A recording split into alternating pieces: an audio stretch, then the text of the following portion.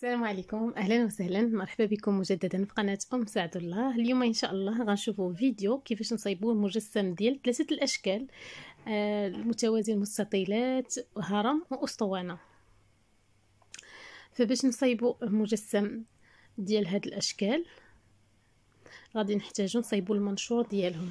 باش نصايبوا المنشور ديالهم كناخذوا اوراق ملونه على هاد الشكل، اوراق مقوى عفوا بابي كونسون، وكنرسموا عليهم المنشور ديال كل شكل او كل مجسم.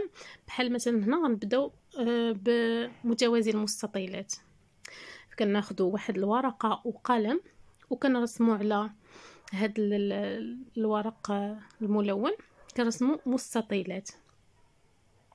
مثلا داك المستطيل رقم 1 غناخذوا في العرض في الطول ديالو 10 سنتيمتر، وفي الطول وفي العرض ديالو في الطول 10 وفي العرض 4 سنتيمتر. والثاني المستطيل اللي كاتب عليه رقم 2 عنده في الطول 6 سنتيمتر وفي العرض ديالو 4 سنتيمتر. بالنسبه للمستطيل رقم 3 الطول ديالو 10 و العرض ديالو 6. بالنسبه للرقم 4 في العرض و6 في الطول.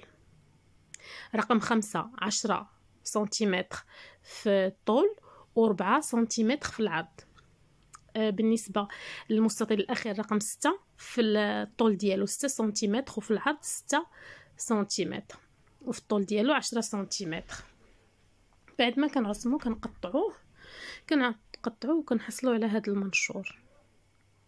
كنحاولوا نزيدوا واحد الاضافات في الجانب ديال هذا المنشور باش تما نوضعوا اللصاق. كناخذوا واحد المسطره وكنتنيو وكنديروا واحد التنيه بواسطه المسطره باش تعطينا خطوط.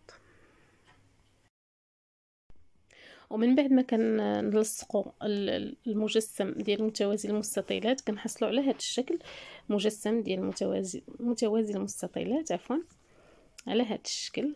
ودابا ان شاء الله غندوزو نشوفوا المنشور ديال الهرم. فكنحتاجوا واحد المربع اللي الاضلاع ديالو ب4 كتساوي 6 سنتيمتر، وكنقسموهم على 4 بحال غنصايبوا واحد النافذه وكنخرجوا ديك الخطوط ديالها على اساس غنصايبوا ديك المثلثات حتى هي كتساوي 6 سنتيمتر.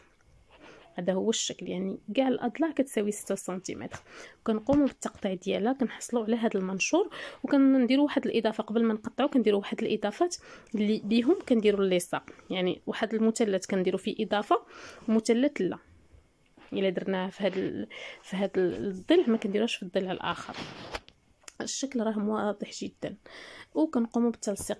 من بعد ما كنقوموا بالتلصيق ديالو كنحصلوا على هذا الشكل الهرم على هذا الشكل. فبامكاننا نحسبوا الرؤوس والاحرف والاوجه ديالو. والان غادي ندوزو باش نصايبوا المجسم ديال الاسطوانه. فكنحتاجوا هاد الاوراق الملونه وكنرسموا واحد المستطيل اللي فيه في العرض ديالو 7.5 وفي الطول ديالو 14 سنتيمتر.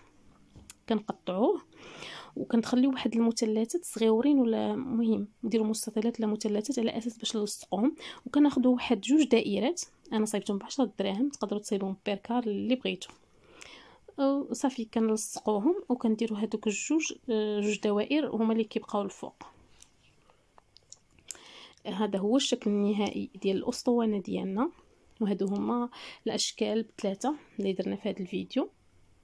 فكاين متوازي المستطيلات، كاين الهرم، وكاين الاسطوانه، والمكعب اللي كنا شفنا في الفيديو السابق.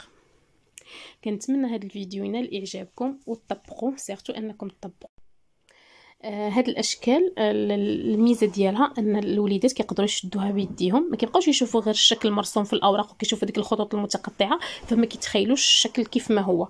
بهذه الطريقه كيقدروا يحسبوا عدد الاوجه والاحرف والنقط وهما كيلمسوا الشكل. هنا درت المجسمات ودرت كل مجسم بالاسم ديالو بالعربيه والفرنسيه بهذه الطريقه. كنتمنى هذا الفيديو يروقكم. شكرا لكم على حسن المتابعه، ونتلاقاو في فيديو قادم بحول الله. شكرا لكم ومع السلامه.